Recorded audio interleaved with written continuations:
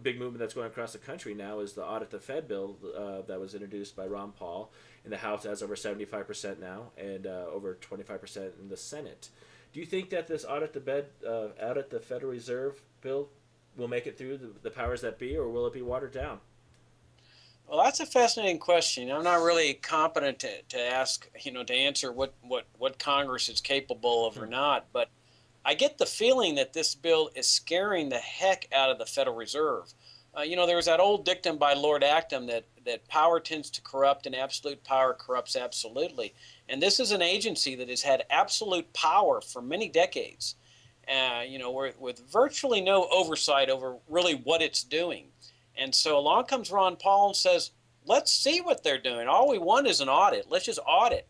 And they are resisting that with everything they can. And of course, our position and Ron Paul's position is that ultimately is the Fed ought to just be abolished. I mean, this thing's worse than the IRS. It plunders and loots people indirectly, fraudulently, surreptitiously through the debasement of the currency. A central bank is anathema. It's antithetical to a free society. And so we really ought to be looking at the ideal cases, what the Nobel laureate economist Friedrich Hayek called the denationalization of money, where you've got a separation of money in the state, you got the free market operating, let people decide for themselves what medium of exchange they're going to use. And the second best, of course, is what our ancestors did, is established a gold coin, silver coin standard, where that's what people are using as their money. But so I think this audit the Fed thing is a nice little step in that direction. And that's get my next down here. What would you think if we get rid of the Federal Reserve in this open competition of what money should be then at that point in the United States, or what would you like to see happen beyond getting rid of the Fed? Like what's next, or would there be anything set, or would it just kind of be marketplace decide what the currency would be? Just like the marketplace. I mean, you'd get rid of legal tender laws. These are laws that require people to accept a certain medium of exchange as legal tender. You get rid of those. Those are also antithetical to a free society. And then you just let people transact in the medium of exchange they want. Now, my hunch is that they would go to gold and silver coins. You'd have private minting companies minting coinage.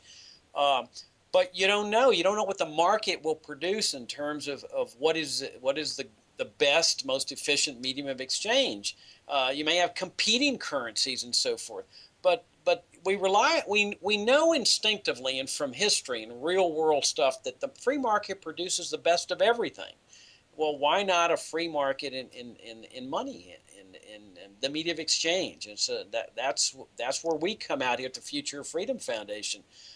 There's another school of thought that says, well, no, how about just a gold standard where the government is establishing as a legal matter a gold coin standard, a silver coin standard.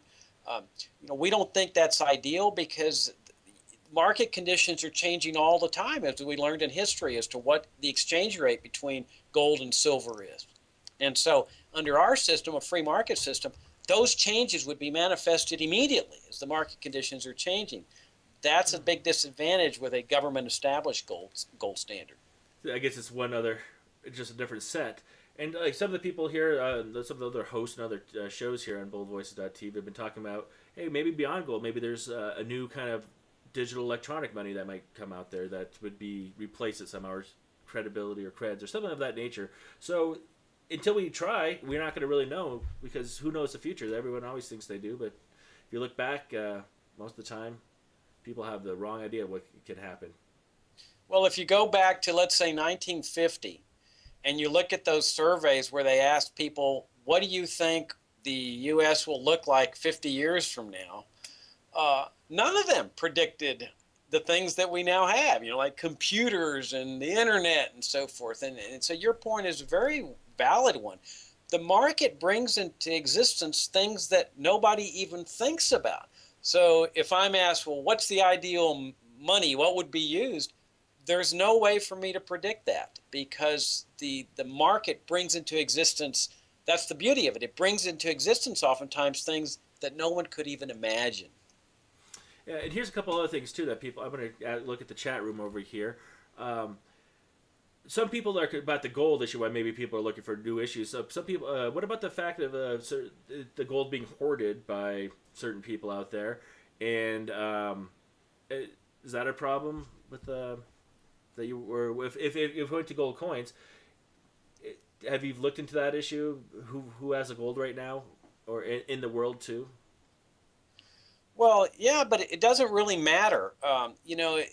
All hoarding is a way of savings. I mean, it's just instead of placing the money in a bank account where the bank can lend it out, it's putting it in a safety deposit box or under your bed or whatever. It's just a form of savings.